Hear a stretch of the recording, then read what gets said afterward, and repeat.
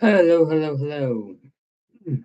Three topics for today. Who makes the stuff? Unfilled political niches,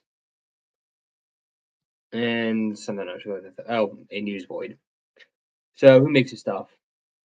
It is annoying to recognize, but it's true that liberals make this stuff. So, if there is a new thing being made, oftentimes it's being made by left-wingers.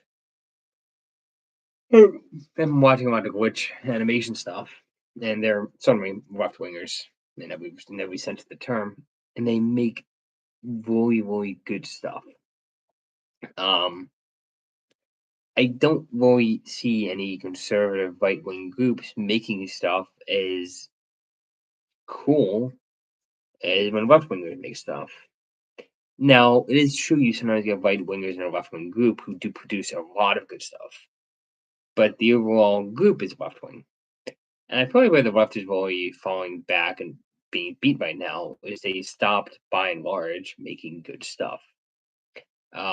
They basically became too political, and that killed their ability to be creative. So you had the decimation of so many franchises for really weak messages. I don't know how this happened, but it definitely happened. And I think the next step on the left is going to be to basically have news sources of cool stuff. And that's how they can build up winning again. They became too political and sacrificed the goose away the golden egg. The question is, why is the right seem unable to do this?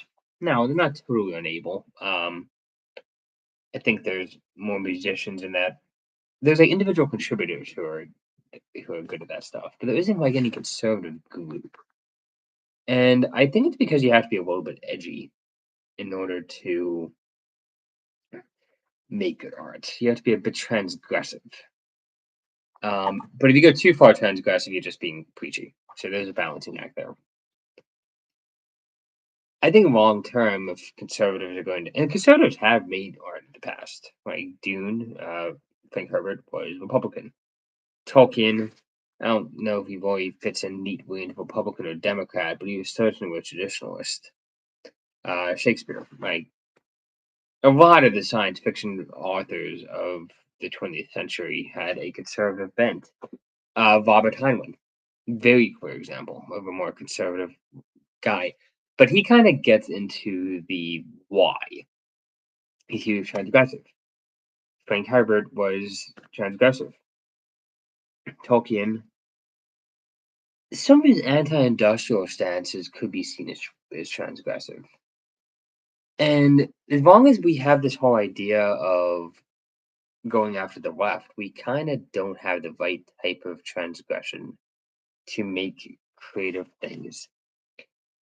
And that's one thing that's annoying is that like anybody who's single, you have a need for entertainment. And I don't if I look up conservative if I look at my YouTube algorithm, I just see conservative after conservative, and they're all just criticizing. Very few of them are trying to create something new. This is where I actually give a lot of credit to Saginaw Akkad or to Jonathan Pageau or to a few other people who kind of what if Altist or Basecamp who actually create new ideas. And they're actually talking about philosophy or history or something else and actually making something, some kind of analysis. That's cool. But all this constant swap about what is going on in the news or whatever, I'm a bit bored with it, right? It's just a bit too much. Like, I want to see something creative. Like, yeah, politics is interesting to me, but I want like cool stuff. And unfortunately, it seems like the left is who knows how to provide it, as long as they don't go overboard. Um, so as always, the indie is where the new transgressors are going to come from. It's going to be indie groups. Um, and that's a shame. There's also definitely a political, an empty political niche right now. Because I feel like increasingly, at least in the comment threads I'm on, there's very much capitalist kind of attitude, and like nobody is really speaking for workers, really, outside of well, I guess core MAGA is to a certain extent, but they're still like way too gung ho about capitalism stuff. And the Democrats aren't even talking about like how to make things better for people. They don't seem interested. They seem like much more focused on whatever type of messaging they're trying to do about diversity or whatever else. That's what they're focused on. They don't seem to be focused on like, with a few exceptions, like John Fetterman or Boom, like the actual sane left that isn't crazy. They're maybe talking about it some. I don't know. I feel like there's a lot of people who feel politically homeless right now. Where like the right is welcoming, that's true, and that's where we made a lot of gains. But there still needs to be somebody who like speaks for like economic issues for working people. Um, and nobody's really doing it. There are some so there's some of the center left who are doing it, and there's some of the populist right who are talking about it sometimes. Like people like Tucker Carlson talk about it sometimes. That's fine. Again, I'm only got to give credit to Carl Benjamin because he's talking about that. The Lotus Eaters, with their critiques of how economic arguments have been used to justify mass migration into England, have actually formulated a pretty solid attack on neoliberal economics, which the rest of the right seems very enamored with. So there's a few ways this could play out. I think that there's going to be a breach between more neocon types and more populist MAGA types, but then populist MAGA types are going to be on the left of that exchange. I think that's the most, and that's not going to happen until the left basically stops thinking they can win. As long as they think they can win, they're going to keep pushing things, and it's going to keep being a dichotomy between the right and the left. That's going to just keep going. As soon as the left says, "Okay, we're done with this crap," then they're going to find that they are able, with time, it's going to take time to win trust back, and they won't be able to be a leading vote. They're going to have to like endorse some like MAGA type people. But when they do that, they have the prospect of winning very strongly. The economics arguments are so strong now. They're not weaker than they used to be. If anything, they're stronger. But they're going to have to give up some of their cultural imperialism. So I think that's the right's going to keep winning, I think, until either economic recession, which probably going to happen soon, or the left gets its collective heads out of the butts. And I don't really know. Well, actually, no, I do know. I'm gonna be more in whenever that break happens. I'm probably gonna be on the more left leaning side of it. That's the interesting thing about being on the Discord server for Basecamp is that I'm kind of finding that I'm actually probably more left wing than I think. I think I might actually be center left, and I just hate the left wing. I hate how they act, just in general. So where's my point? My point is that there's an empty niche that's not really being filled. There's probably like 30% of the population that is not well represented by either party right now. And they're moving right because the left was just such dicks for such a long time that they kind of, and so now, that they kind of felt obligated to move right. But I think they're still independent. The issue that the left has to watch out for is when people switch parties from being independent to right wing or left wing to right wing, people don't go halfway. They don't like tiptoe across. When you switch political sides, you generally dive across, usually. Um, and if they lose too many people, they are going to be. The longer they hold off, just like stopping calling people fascist talk, the worse it's going to be for them. I think that's going to be long term worse for the whole country.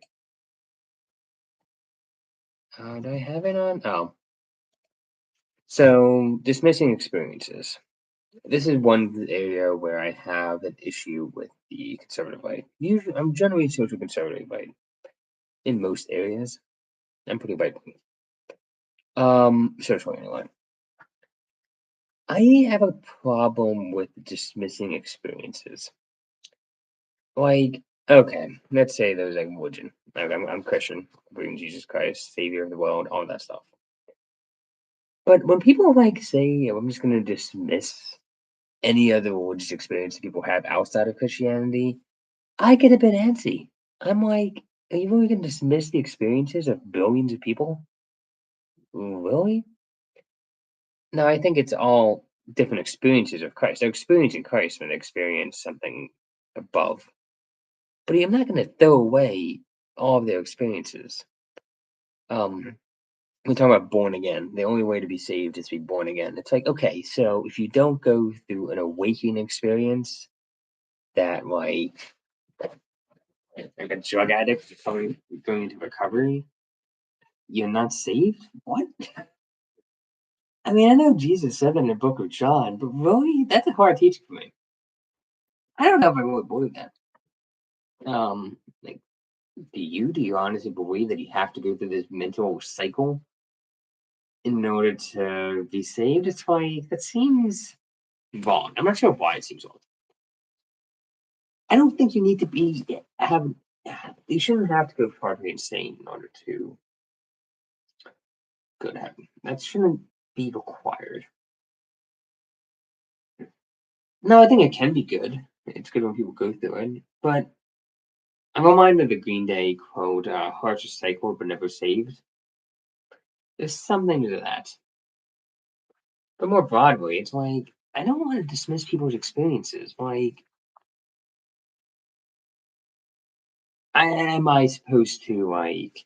I really like Witch animations. Am I supposed to throw away like a bunch of really cool art and animation and shows that I really like because they don't have quite the right view on transgenderism? Am I supposed to stop hanging out with Faith because she's secular and part of the woke mob? Am I supposed to like forsake everybody I know? I'm not okay with that. I mean, it'd be easy to say, "Oh, just sacrifice people, you find other people." No, you won't. You won't find other people. You just don't. So what am I supposed to do? Move and maybe find a new circle to be part of? Well, it takes a lot of time and work to make a group, and there's no guarantee there's going to be one for you at the other end. Like, I guess that's why I feel kind of stuck. Because I'm like, you make these investments when you're a little bit younger in friendships, friend groups, and everything. And then when they all evaporate, you got nothing left. And like there's an idea that you just create something new. That doesn't happen, no matter how open minded you are. That just doesn't happen. So you're in a stuck in a situation where you don't want to like give up everything that you believe, but you also don't want to lose the people you have. And I get why people just go along with whatever group they're a part of. That makes sense logically. If you're a Christian group, you should probably be like extremely Christian. If you're part of nerdy group, you should be extremely nerdy. If you're part of a secular group, you should be extremely secular. But I don't like having to sacrifice what I think in order to win the favor of a group. So what instead of what I do is I come here and I talk about random crap, and I have my personal intelligentsia life, and I have my public life, and I try not to have them touch each other too much. And that's my compromise to try to get through things, which is fine, but it doesn't lead me to this half life where like I'm not really fully alive in either realm. I'm kind of half-assing it in both ways, and I don't know what the answer to that riddle is. I really don't. I just kind of wish there was some guard that I could just like devote myself to and just kind of go away from the whole debate on both sides. I think that's what a lot of people want, and that's the cycle that's not completing, and probably driving a lot of radicalization. I think like when people have families, they kind of like who cares what the debate is? Who cares about Trump or MAGA or Democrats or anything of that like that? We're just gonna have like focus on family. But that's not an option for so many people, including me. that there's no outlet for that. And that's the division that's building and building, building, building throughout society. Is the fact there's these unsatisfied desires for family and wholesomeness and home. And when these desires are unsatisfied, people go more and more radical because they want to fix it. Go in both directions. Well, really, the fix is you have to come together with somebody on the opposite side and make a family, and then just say goodbye to all the stupid debates. But you can't do that unless you're stupid successful, which is why I'm really upset that I didn't get a Microsoft job. So, anyway, that's how it goes. Cheers.